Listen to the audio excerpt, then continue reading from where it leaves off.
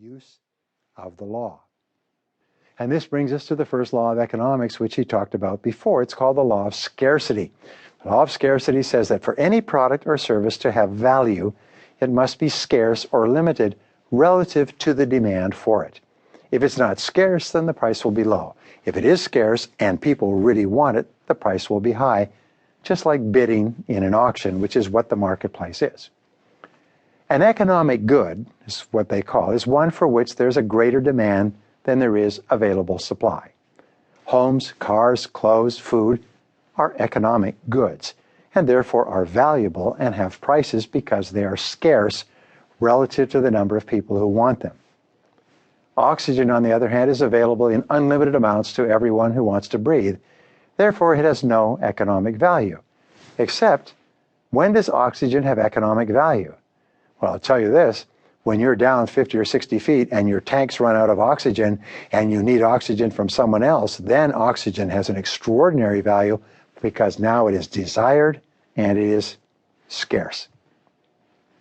The law of supply and demand, which we also mentioned, says that the price of any economic good is determined by the supply of that good relative to the demand. When the demand for a good increases, customers will offer a higher price for that good, like an auction. When the supply of a good increases relative to the demand, in other words, the demand stays the same but the supply increases, customers will offer less or pay less for the same good. At the market clearing price, all buyers will be able to sell all they have available, and all customers willing to purchase at that price will be satisfied. And in a flea market or a farmer's market, the very best outcome is that at the end of the day, the farmer goes home with nothing left, and all of his customers go home as the sun sets, having satisfied all of their needs. That's the ultimate and perfect goal of business activity. Now, human nature has not changed for many thousands of years. All human behavior is the result of 7 characteristics which are common to all people of all races, colors, creeds, nationalities throughout all of history. Here is an illustration of these qualities, and I'll do this by giving you what I call a crash course in Economics 101. Sometimes I will talk to my audience and I'll ask a series of questions to help them understand these categories of human behavior. The first question I'll say is, imagine being offered the same job with the pay being either $50,000 a year or $100,000 a year. Which one would you choose? Well, all things being equal, you would choose the higher amount. You'd choose $100,000 a year over 50. Why? It's because people always prefer more rather than less if they have a choice. Human beings' favorite word is more, is they always prefer more to less.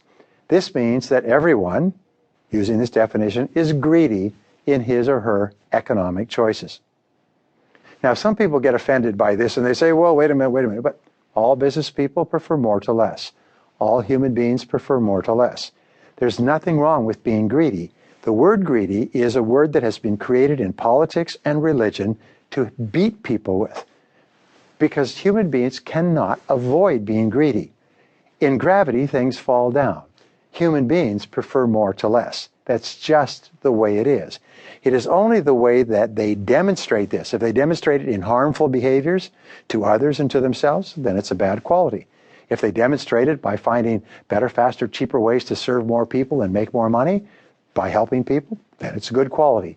But the word greedy itself and all these other words are all neutral. It's only the way they're expressed. So here's the second question in our Economics 101 class.